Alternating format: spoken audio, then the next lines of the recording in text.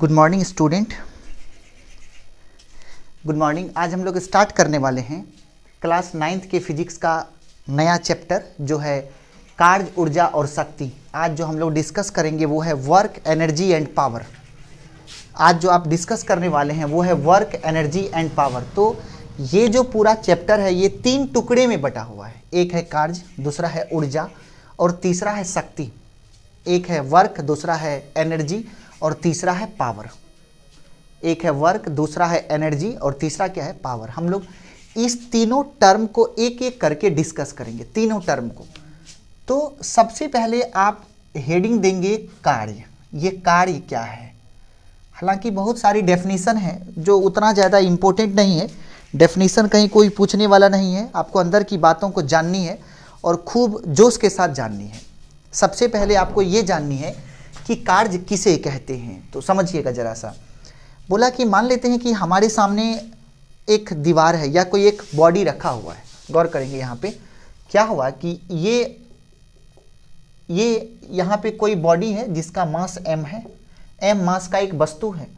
आपने क्या किया, इस पर एक फोर्स लगा दिया। फोर्स मतलब बल। कितना लगाया? F। और ये जो वस्तु है, ये वस्तु पहले पॉइंट A पर था और कुछ देर के बाद आ गया B पर। कुछ देर के बाद कहाँ आ गया? B पर। हम लोग क्या देखें कि आपके पास क्या कहना है कि एक वस्तु है जो पहले A पर था और कुछ देर के बाद कहाँ चला गया? B पर। तो ये जो है, ये A से जो B गया है, यही है विस्थापन। विस्थापन का मतलब डिस्प्लेसमेंट।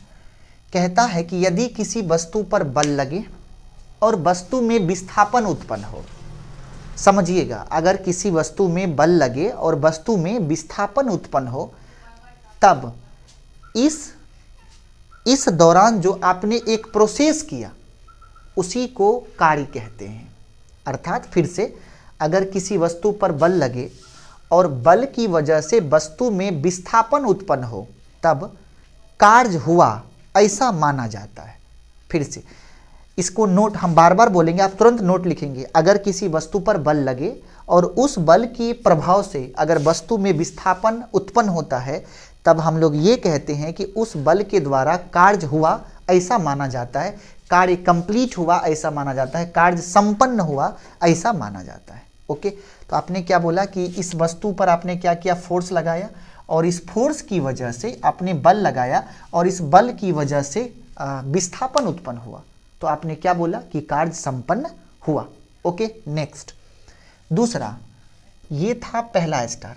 दूसरा स्टार देखेंगे। अब मान लेते हैं कि ये कोई पाथ है, सरफेस है, उस पर आपने क्या किया? एक वस्तु को रख दिया। आपने वस्तु पर बल इधर लगाया। जब बल आपने इस डायरेक्शन में लगाया तो उस वस्तु पर विस्थापन इधर उत्पन्न हुआ। विस्थापन को लिखते हैं S से। ये S क्या है? विस्थापन है। ये जो S है वो विस्थापन है। और ये F क्या है? ये F जो है ये बल है। आपने क्या देखा? और दोनों के बीच का एंगल क्या होगा? थीटा। आपने क्या देखा कि एक वस्तु है जिस पर आपने फोर्स कितना लगाया? F।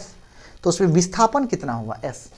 तो सबसे पहली बात कहा गया कि यदि किसी वस्तु पर बल लगे और उस बल की दिशा में विस्थापन उत्पन्न हो, अगर किसी वस्तु पर बल लगे और बल की दिशा में विस्थापन उत्पन्न हो, तब इस बल के और इस विस्थापन के गुणनफल को, बल और विस्थापन के गुणनफल को हम लोग क्या कहते हैं? कार्य।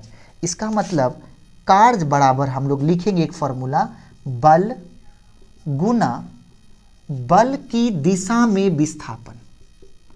बल की दिशा में विस्थापन। समझिएगा, यहाँ पे एक परेशानी है। परेशानी ये है कि बल जो है इस डायरेक्शन में है, विस्थापन इस डायरेक्शन में है, लेकिन कार्य इसे नहीं कहते हैं। कार्य इसको नहीं कहते हैं कि बल का डायरेक्शन अलग है, विस्थापन का डायरेक्शन अलग है। कार्य किसको कहते हैं?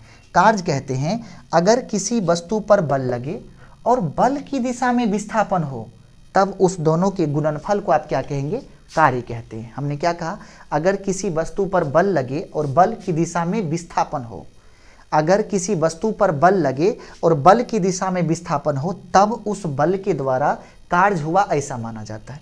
लेकिन यहाँ पे ये परेशानी है कि बल के दिशा में विस्थापन नहीं है, या विस्थापन के दिशा में बल नहीं है, या विस्थापन के दिशा में बल नहीं है, या बल की दिशा में विस्थापन नहीं है, तो फिजिक्स समझाया अगर ना हो तो तोड़ लीजिए।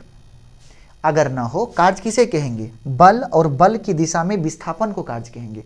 तो यहाँ पे बल तो है लेकिन बल की दिशा में विस्थापन नहीं है, या बल गुना विस्थापन की दिशा में बल के गुणनफल को हम लोग कार्य कहेंगे। तो बल तो है लेकिन बल के दिशा में विस्थापन नहीं है। तो फिजिक्स बोला कि F इधर लग रहा है, S इधर है, दोनों के बीच का एंगल क्या है? थीटा है। तो अगर कह रहा है ये कि अगर नहीं हो, मतलब क्या कि अगर विस्थापन, बल के दिशा में विस्थापन नहीं है तो बना लीजिए। कैसे बनाएंगे? तो बोला यहाँ से परपेंडिकुलर डाल देंगे और ये S है तो ये हो जाएगा S cos theta. S cos theta कितना हो गया? S cos थीटा, जिसके साथ थीटा बनेगा वो टूटेगा कॉस में। देखिए ना, ये कितना हो गया? ये S cos थीटा। ये कैसे होगा थोड़ा सा और समझिए। फिर से यहाँ लेके आते हैं, आपको यहाँ लेके आते हैं। जैसे ये आपका F है और ये आपका S है, क्या समझा? ये थीटा है। क्या बोले? यहाँ से आप क्या करिए? परपेंडिकुलर डाल दीजिए। डाल दिए। अब देखिए सर, ये थीटा के सामने वाला लंब, ये हो गया आधार, और समकोण के सामने वाला कर्ण। तो बताइए आधार और कर्ण में कौन संबंध देगा? Cos theta. इसका मतलब कॉस थीटा बराबर हो जाएगा आधार बटा कर्ण। आधार बटा कर्ण, कर्ण कितना है? कॉस थीटा बराबर आधार बटा कर्ण। कर्ण कितना है? S। यही ना आधार है, आधार का ही तो मान निकालना है। तो यहाँ से आधार बराबर क्या होगा? S गुना कॉस थीटा। तो ये क्या बन गया? S cos theta. क्या बन गया? ये S cos थीटा। इसका मतलब ये जो टुकड़ा है ये क्या हो जाएगा? S cos theta. जरा समझिएगा, ये टोटल फोर्स है F, और ये कितना है? F S cos theta. तो बल, कार्य को अंग्रेजी में कहते हैं वर्क, और वर्क को सूचित करेंगे W से। इसका मतलब W बराबर क्या होगा? इसका मतलब W बराबर, मतलब कार्य बराबर क्या होगा? कार्य बराबर होगा बल गुना बल के दिशा में विस्थापन। देखिए तो बल के दिशा में विस्थापन कितना है? S cos theta. तो यही क्या बनेगा? F S cos theta.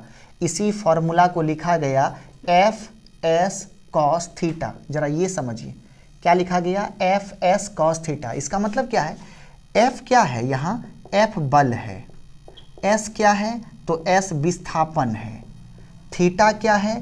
Theta जो है वो बल तथा विस्थापन के बीच का कोण है। विस्थापन के बीच का कोण है। ये क्या है? ये जो थीटा है वो बल तथा विस्थापन के बीच का कोण है। और W क्या है? W जो है वो कार्य है, कार्य को बोलते हैं वर्क डन। ये जो W है वो क्या है? वो वर्क डन है। W क्या है? W वर्क डन है। तो F बल है, S क्या है? S विस्थापन है, S विस्थापन है, थीटा क्या है? बल तथा विस्थापन के बीच का कोण है, और W क्या है? कार्य है, मतलब वर्क डन है। अब बोलता है कि W बराबर फॉर्मूला क्या है आपके पास? F S cos theta. चलिए हम लोग बढ़ते हैं आगे। अब सवाल यहाँ से ये उठा कि देखेंगे आपके पास क्या है? ये कोई वस्तु है, उस पर F इधर है और इसका S इधर है, और दोनों के बीच का ये थीटा है। ठीक। केस 1, यदि थीटा इक्वल टू 0 डिग्री हो, इसका मतलब क्या है? इसका मतलब है कि बल, अगर थीटा घटते घटते 0 होगा तो बल और विस्थापन दोनों एक दिशा में हो जाएगा। थीटा इक्वल टू 0 डिग्री हो, यदि थीटा बराबर 0 डिग्री हो तो बल तथा विस्थापन, बल तथा विस्थापन दोनों एक ही दिशा में होगा। एक ही दिशा में होगा। बल तथा विस्थापन दोनों किस दिशा में? एक ही दिशा में होगा। और इस कंडीशन में W बराबर क्या बनेगा? F S cos 0, F S cos 0, cos 0 का वैल्यू कितना होता है? 1। तो ये हो जाएगा F इंटू S। दोनों एक ही दिशा में होगा, दोनों वर्क, बल और विस्थापन दोनों वो एक ही दिशा में होगा। और इस स्थिति में कार्य कितना होगा? मैक्सिमम कितना? F into S। और यहाँ पे एक नोट जोड़ेंगे, और इस स्थिति में कार्य अधिकतम होगा। और इस स्थिति में कार्य अधिकतम होगा। क्या लिखता है? और इस स्थिति में कार्य क्या होगा? अधिकतम होगा। फिर से समझेंगे। सबसे पहले आपके लिए ये फॉर्मूला इंपॉर्टेंट है, जो भी मेरे भाई बहन देख रहे हैं, ये फॉर्मूला पहले अपने जहन में डालिए। दूसरी बात, अब क्या है कि इसी फॉर्मूला को अलग अलग कंडीशन में आप डिराइव करिए। आपने क्या बोला, theta equal to 0, theta equal to 0 करेंगे तो क्या हो जाएगा, f इंटू एस। रियल में ये f इंटू एस का मतलब plus f into S, plus का मतलब धनात्मक कार्य होगा। अर्थात अब बताइए किसी भी फोर्स के द्वारा धनात्मक कार्य कब होगा या अधिकतम कार्य कब होगा, तब होगा जब बल और विस्थापन, जिधर बल लगता हो उसी दिशा में अगर विस्थापन होगा तो उस बल के द्वारा क्या होगा, धनात्मक कार्य होगा या अधिकतम कार्य होगा। तो इस कार्य का क्या नाम है, धनात्मक कार्य। ये पॉजिटिव वर्क डन है, पॉजिटिव वर्क डन होगा। केस 1। केस 2, केस 2, अब केस 2 क्या कहता है कि यदि थीटा बराबर 180 डिग्री हो, थीटा 180 डिग्री होने का मतलब बल और विस्थापन दोनों विपरीत दिशा में हो तब बल तथा विस्थापन क्या होगा, विपरीत दिशा में होगा, विपरीत दिशा में होगा। क्या समझाना चाह रहे हैं, यदि थीटा का वैल्यू 180 डिग्री होगा तो बल तथा विस्थापन क्या होगा, विपरीत दिशा में होगा। इसका मतलब विपरीत दिशा में होने का मतलब क्या है कि बल अगर इधर है तो विस्थापन इधर है। सोचिए तो ऐसा हो सकता है क्या, कभी खींचते हैं आगे जाता है पीछे, सोचिए तो एक बार। और इस कंडीशन में थीटा क्या होगा, 180 डिग्री, तब वर्क क्या होगा, W बराबर एफ एस कॉस 180 डिग्री। देखिए ना इसमें रख दिए, कॉस 180 डिग्री का वैल्यू याद रखिएगा कितना होगा, -1। तो ये क्या बन गया, W बराबर माइनस एफ इंटू एस। और क्या बोल रहे हैं कि यदि थीटा का वैल्यू 180 डिग्री हो तब बल तथा विस्थापन विपरीत दिशा में होगा और उस स्थिति में कार्य कैसा होगा, तो उस स्थिति में कार्य ऋणात्मक होगा, कार्य ऋणात्मक होगा, कार्य ऋणात्मक और न्यूनतम होगा। न्यूनतम का मतलब कम होगा, न्यूनतम होगा। और उस स्थिति में कार्य जो है वो ऋणात्मक होगा और न्यूनतम होगा। इस स्थिति में कार्य जो है ऋणात्मक होगा और न्यूनतम होगा। सवाल मेरा एक था बीच में, सवाल ये था, क्या ऐसा होता है कि हम आपको खींचे आगे आप जाइए पीछे? क्या ऐसा होता है कि हम आपको खींचे आगे और आप जाइए पीछे? होता है क्या? क्या ऐसा होता है कि हम आपको खींचे आगे आप जाइए पीछे? होता है। कब? जब बाह्य बल हो तब नहीं। हम आपको खींचेंगे, ये कौन बल है? बाह्य बल है। ये तब होता है जब बाह्य बल हो तब नहीं, जब आंतरिक बल हो, इंटरनल फोर्स हो तब ऐसा होता है। इसका मतलब जैसे आप बोरा खींचते हैं तो डिस्प्लेसमेंट किधर है? आगे, लेकिन घर्षण किधर लग रहा है? पीछे। घर्षण बल आंतरिक बल है, घर्षण बल आंतरिक बल है। इसीलिए अगर बल और विस्थापन दोनों विपरीत दिशा में कब होगा, बाह्य बल के द्वारा कि आंतरिक बल के द्वारा? आंतरिक बल के। कभी अगर ऐसा बोल दिया जाए कि क्या वर्क डन एक्सटर्नल फोर्स के द्वारा वर्क डन होगा? नहीं। किसके द्वारा होगा? इंटरनल फोर्स के द्वारा निगेटिव वर्क डन होगा। और वो कितना होगा? FW बराबर माइनस एफ इंटू एस। तीसरा क्वेश्चन देखेंगे। तीसरा पॉइंट है कि यदि थीटा बराबर 90 डिग्री हो, यदि थीटा बराबर 90 डिग्री हो तब बल तथा विस्थापन क्या होगा? लंबवत होगा। बल तथा विस्थापन कैसा होगा? लंबवत होगा। और इस कंडीशन में क्या होगा, जैसे कि फोर्स लग रहा है ऊपर, डिस्प्लेसमेंट है आगे, या फोर्स लग रहा है नीचे और डिस्प्लेसमेंट है आगे। क्या ऐसा हो सकता है? क्या ऐसा हो सकता है? काहे नहीं हो सकता है, खूब हो सकता है। क्या ऐसा हो सकता है? खूब हो सकता है। जैसे आप सर पे कोई बोझा उठा लिए, कोई बक्सा उठा लिया, आप सीधा चल रहे, देखिए बल कौन है? गुरुत्वाकर्षण नीचे, डिस्प्लेसमेंट किधर है? आगे। देखिए ना, आप उठा लिए, बल किधर लग रहा है? नीचे, और आप जा किधर रहे? आगे। तो डिस्प्लेसमेंट आगे, विस्थापन आगे, लेकिन बल किधर? नीचे। दोनों के बीच का कोण कितना हो गया? 90 डिग्री। और इस कंडीशन में वर्क बराबर क्या होगा? F S cos 90 degree. Cos 90 का वैल्यू 0, तो वर्क डन कितना होगा? 0। इसका मतलब आप एक बात समझिए। सबसे पहली बात, कभी कभी वर्क डन, अब सवाल ये उठेगा कि वर्क डन 0 कब होता है? वर्क डन 0 कब होता है? वर्क डन 0 कब होता है? अब हम आपके सामने एक बात करना चाहते हैं। यहाँ एक नोट लिखिए और मेरी बात को सुनिए। W बराबर formula F S cos theta, यही ना वर्क का फॉर्मूला है। अब सवाल ये उठा कि वर्क 0 कब कब हो सकता है? नंबर 1, जब फोर्स न लग रहा हो। फोर्स नहीं लग रहा हो तो वर्क डन 0। अच्छा, जैसे इस दीवार को हम धक्का दे रहे हैं, फोर्स लग रहा हो, डिस्प्लेसमेंट ना हो तो वर्क डन 0। या फोर्स और डिस्प्लेसमेंट दोनों हो, ये कंडीशन। तीसरा, फोर्स भी हो डिस्प्लेसमेंट भी हो लेकिन थीटा 90 हो जाए, उस कंडीशन में भी वर्क डन 0 होगा। तो वर्क डन 0 कब कब हो सकता है? नंबर 1, वर्क डन कार्ड 0 कब कब होगा? जब फोर्स अब्सेंट हो। दूसरा, जब डिस्प्लेसमेंट अब्सेंट हो, दिख पा रहा है नीचे, ओके। और तीसरा, जब थीटा क्या हो? 90 डिग्री हो। क्या बोले? कार्य कितने कंडीशन में 0 हो सकता है? बहुत इंपॉर्टेंट क्वेश्चन है ये सब। पूछता है कि कार्य कब कब 0 हो सकता है, तो क्या बोल रहा है? यदि फोर्स 0 हो या डिस्प्लेसमेंट 0 हो या दोनों के बीच का एंगल 90 हो जाए, इस तीनों ही परिस्थिति में वर्क डन क्या होगा? 0 होगा। ओके, जल्दी से नोट करेंगे, तब तक हम बोर्ड को साफ कर रहे हैं। क्विकली नोट करिएगा, एकदम क्विकली नोट करेंगे, देखेंगे क्विकली नोट भी करते चलेंगे, मेरे हर बात को सुनते भी चलेंगे और रोज का रोज साइंस को पढ़ते भी चलेंगे। तो सवाल अब ये उठा कि अब वर्क डन 0 कब होगा, बता दिए। चलिए वर्क डन का थोड़ा फॉर्मूला उठाइए। W बराबर क्या है? FS into cos theta. रुकिए, हमने इकाई और बीमा, यूनिट और डायमेंशन पढ़ाते दिन आपको सदिश के बारे में बताए, वेक्टर के बारे में। सुनिए, कार्य अदिश है, कार्य अदिश है, F सदिश है, S विस्थापन है, ये भी सदिश है। अब समझिए, कॉस थीटा न तो सदिश है न तो अदिश है, इसको कोई मतलब नहीं, इसको बगल रखिए। अब समझिए, दो सदिश मिल करके क्या बना? अदिश। समझना पड़ेगा आपको, दो सदिश मिला और क्या बनाया? अदिश बनाया।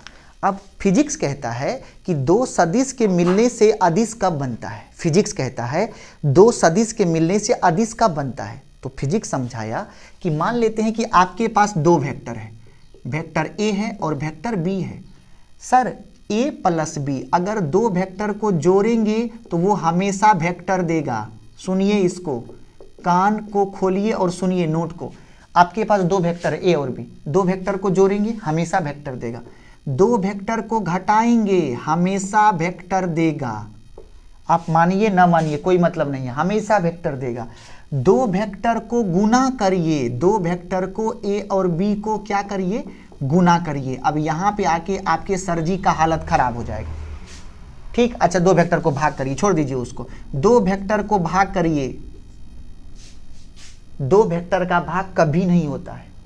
दो वेक्टर को आप जोड़ सकते हैं, आप गुना कर सकते हैं, घटा सकते हैं, गुना कर सकते हैं, लेकिन भाग नहीं कर सकते।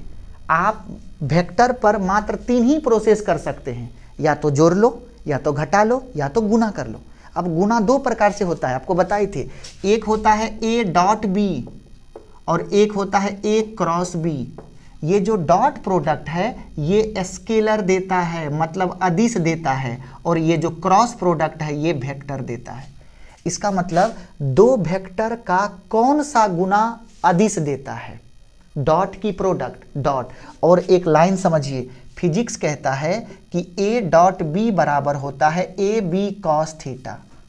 ए बी कॉस थीटा, ये सब अभी समझिएगा, कोई बात धरफर नहीं करना है। ये सब जो भी मिले उसको समझना है, ये नहीं जानना है कहाँ से आ रहा है। आपको जितना जरूरत है, फिजिक्स बहुत बड़ा महासागर है, उसमें से मोती निकाल निकाल के आपके तरफ फेंक देते हैं। लोक लीजिए, लोक लीजिए, सब लोग मिलकर लोक लीजिए। सुनिए, डॉट ए डॉट बी बराबर क्या होता है? A B cos theta. तो अगर कहीं पे ए बी कॉस थीटा लिखा रहेगा तो उसके बदले में क्या लिखिएगा? A dot B. उसी प्रकार अगर कहीं पे एफ एस कॉस थीटा लिखा हुआ है, ए के जगह पे एफ, बी के जगह पे एस कॉस थीटा, तो इसको क्या लिखेंगे? F dot S. इसीलिए आज के बाद मेरे प्यारे भाई लाल, कार्य बराबर डब्लू बराबर क्या लिख दें इस पूरे को?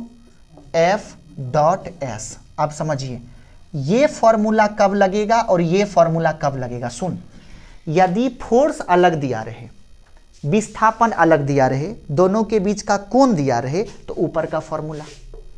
ठीक, अगर दोनों वेक्टर दिया रहे तो नीचे का फॉर्मूला को आप याद करेंगे। कैसे? आइए काम करते हैं, हम दोनों पे सवाल करवाते हैं, आप समझिएगा।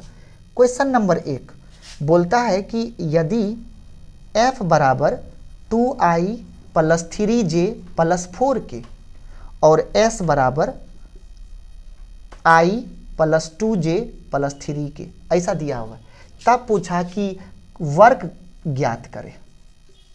वर्क मतलब कार्य ज्ञात करें। आप बताइए कौन सा लगाएंगे, नीचे वाला कि ऊपर वाला? नीचे वाला, क्योंकि जब वेक्टर, ये अभी किस फॉर्म में है? ये वेक्टर फॉर्म में है। अगर वेक्टर फॉर्म में दिया रहेगा, अगर यहाँ पे वेक्टर फॉर्म में दिया रहेगा तो हम लोग क्या निकालेंगे, डॉट प्रोडक्ट। तो यहाँ से क्या मिलेगा, W बराबर हो जाएगा F डॉट S। अब देखिए डॉट कैसे निकालते हैं, डॉट निकालने के लिए बताए थे कि आप क्या करेंगे, I को I के साथ, J को J के साथ, K को K के साथ गुना करके जोड़ देंगे।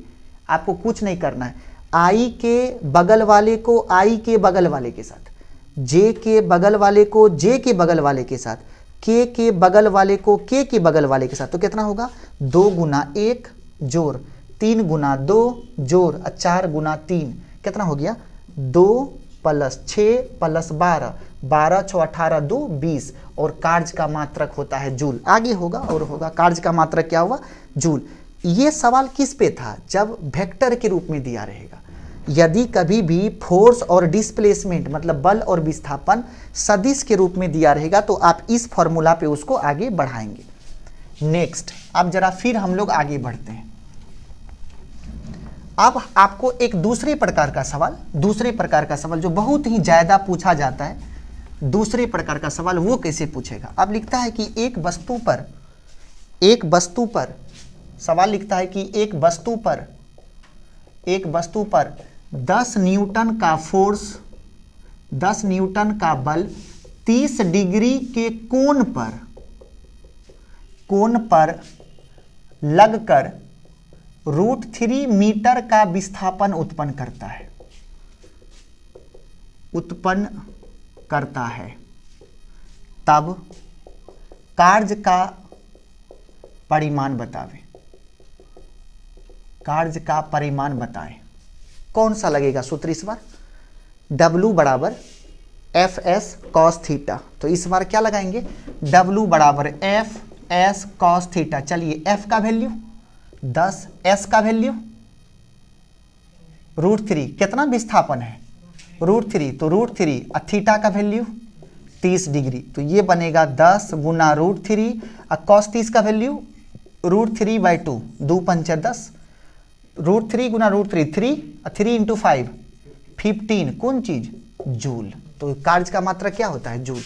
इस प्रकार का सवाल आपसे पूछा जाएगा कि अगर किसी वस्तु पर बल लगता है तो फिर अगर उस बल के द्वारा विस्थापन होता है तो हम लोग समझेंगे कि कार्य हुआ। अब अगला स्टार समझेंगे। कार्य जो है वो अदिश राशि है। कार्य कैसा है, अदिश राशि है। गौर करेंगे, कार्य का एसआई मात्रक होता है जूल, और सीजीएस मात्रक होता है अर्ग। एसआई मात्रक क्या हो गया, जूल, और सीजीएस मात्रक क्या होता है, अर्ग। गौर करेंगे, एसआई मात्रक क्या बना, जूल, और सीजीएस मात्रक क्या बना, अर्ग। अब जरा देखेंगे, अगला हेडिंग देंगे, 1 जूल का क्या मतलब होता है। क्विकली नोट करते चलेंगे, सभी लोगों से निवेदन है क्विकली नोट करें। क्विकली का मतलब तेजी से। ओके, अगला हेडिंग देंगे कि 1 जूल का मतलब क्या होता है। अगला हेडिंग है मीनिंग ऑफ 1 जूल। अब देखिएगा, सर जूल किसका मात्रक है, कार्य का। तो इसका मतलब है, गौर करेंगे, W बराबर F × S। ये कौन सा वर्क है, ये अधिकतम कार्य है। देखिए ना, अधिकतम कार्य का फॉर्मूला है F × S। ओके, अब सर तो W का मात्रक जूल होगा, तो ये 1 जूल कब होगा, जब 1 न्यूटन का बल लगे और 1 मीटर का विस्थापन उत्पन्न हो। बोलता है, यहां देखिए, अगर किसी वस्तु पर 1 न्यूटन का बल लगे और उसमें विस्थापन 1 मीटर का हो, अगर किसी वस्तु पर 1 न्यूटन का बल लगाइए और उसको 1 मीटर धकेल दीजिए, तब जो आपके द्वारा वर्क हुआ वो कितना हुआ, 1 जूल हुआ। तो 1 जूल का मतलब ये है, 1 न्यूटन का बल लगाइए और 1 मीटर विस्थापन उत्पन्न करिए। तो यहाँ पे नोट में आप लिखेंगे कि यदि किसी वस्तु पर 1 न्यूटन का बल लगकर 1 मीटर का विस्थापन उत्पन्न करता है, तब किए गए कार्य को कितना कहते हैं, 1 जूल कहते हैं। ये किसका मतलब हुआ? एक जूल का। एक जूल किसको कहते हैं? एक न्यूटन का बल लगे और 1 मीटर का विस्थापन हो जाए। नहीं छोटू सर, 1 न्यूटन का बल लगे और 2 मीटर का विस्थापन हो जाए। नहीं, 1 मीटर का बल लगे और 1 मीटर का विस्थापन हो, तब उसको क्या बोलेंगे? 1 जूल बोलेंगे। कितना बोलेंगे उसको? 1 जूल। अगर बाय द वे 2 न्यूटन का बल लगे और 2 मीटर का विस्थापन हो, 4 जूल बोलेंगे। 2 गुना 2 तो 4 ना हो जाएगा, इसको समझिए आप। उसको 4 बोलेंगे, उसको 4 जूल बोलेंगे, उसको 1 जूल नहीं बोलेंगे। 1 जूल कब बोलेंगे? जब 1 न्यूटन का बल और 1 मीटर का विस्थापन, तब कितना बनेगा? 1 जूल। ओके, अब हम लोग को समझना है मीनिंग ऑफ एक 1 आर्ग। मीनिंग ऑफ किसके बारे में जानना है? 1 आर्ग। आर्ग कैसा मात्रक है? सीजीएस। समझिएगा, इसका मतलब क्या है? W बराबर फिर क्या है फॉर्मूला? F into S. इसका मतलब है कोई वस्तु है, उस पर बल लगेगा, बल का सीजीएस मात्रक डाइन। फोर्स कितना लगना चाहिए? 1 डाइन। 1 डाइन का बल लगे और वस्तु में 1 सेंटीमीटर का विस्थापन हो। क्या बोल रहे हैं? अगर किसी वस्तु पर कितना का फोर्स लगे? 1 डाइन का फोर्स लगे और 1 सेंटीमीटर का विस्थापन हो जाए, तब उसको क्या बोलेंगे? तब उसके द्वारा जो वर्क होगा उसी को क्या बोलेंगे? 1 अर्ग। इसका मतलब 1 अर्ग का मतलब हो गया 1 डाइन का बल गुना 1 सेंटीमीटर का विस्थापन, तब जो कार्य किया जाएगा उसी को बोलेंगे 1 अर्ग। चलिए, तो 1 अर्ग बराबर हो जाएगा कितना?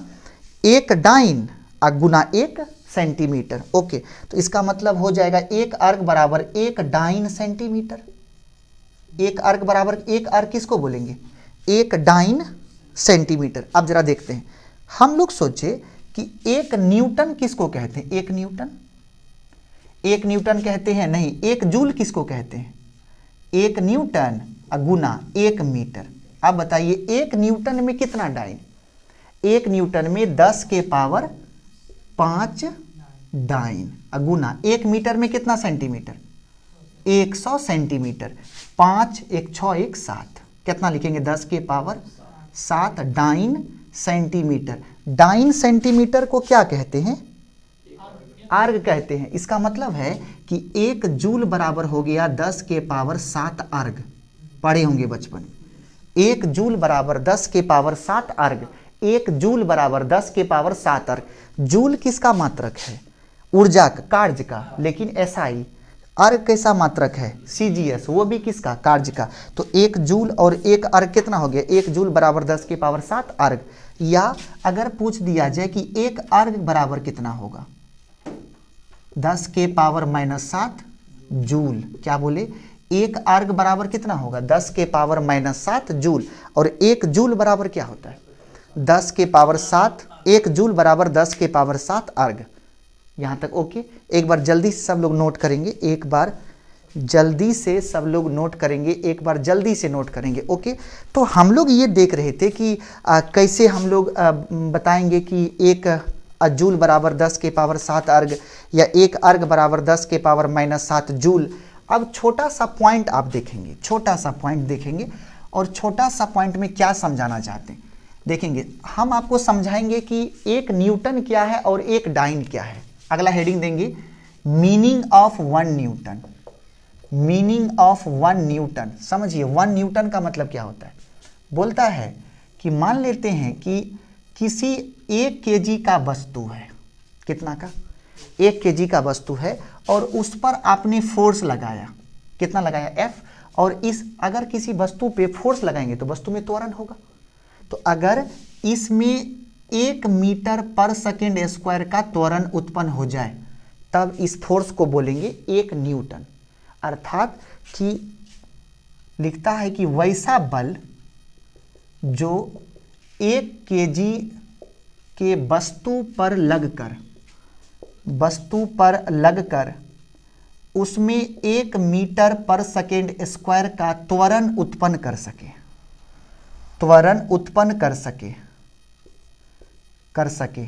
तब उस बल को कितना कहिएगा? 1 न्यूटन कहते हैं।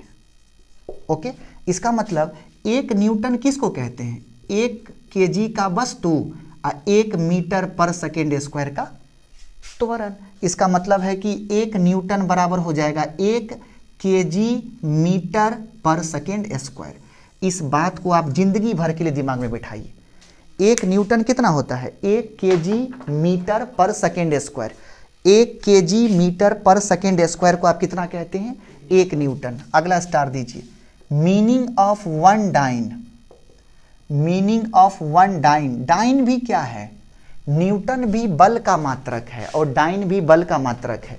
ये जो न्यूटन है ये भी बल का मात्रक है। न्यूटन भी बल का मात्रक है, लेकिन कैसा? SI। और जो डाइन है वो भी बल का मात्रक है, लेकिन कैसा? CGS। न्यूटन किसका मात्रक? बल का। डाइन किसका मात्रक? बल का। लेकिन न्यूटन SI है और जो डाइन है वो CGS है। अब देखिए न्यूटन किसको कहते हैं? केजी मीटर पर सेकेंड स्क्वायर को न्यूटन कहते हैं।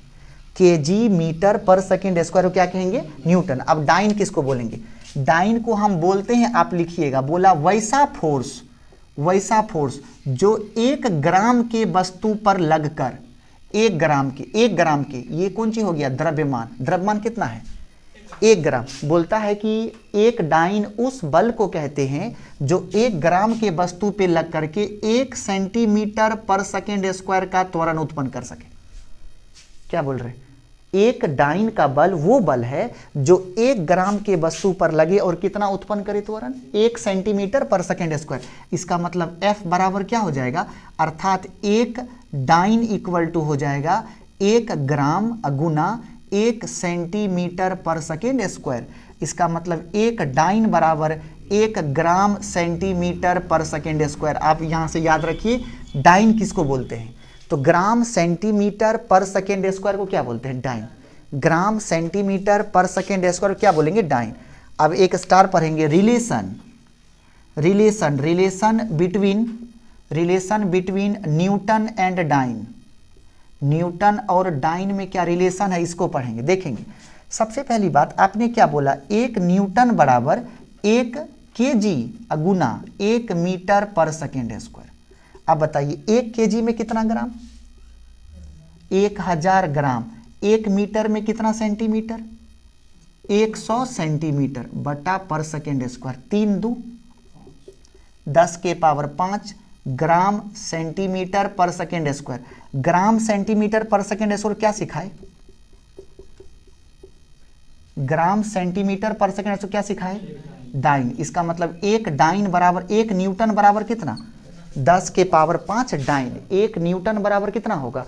10 के पावर 5 डाइन। और 1 डाइन बराबर क्या होगा? 10 के पावर -5 न्यूटन। 1 न्यूटन बराबर 10 के पावर 5 डाइन और 1 डाइन बराबर 10 के पावर -5 न्यूटन। ओके, आज यहाँ तक के लेक्चर को आप कंप्लीट करेंगे, एक एक लाइन को लिखेंगे और हमसे बात करेंगे, और साथ ही अगले लेक्चर में हम लोग यहाँ से आगे प्रोसीड करेंगे। Thank you.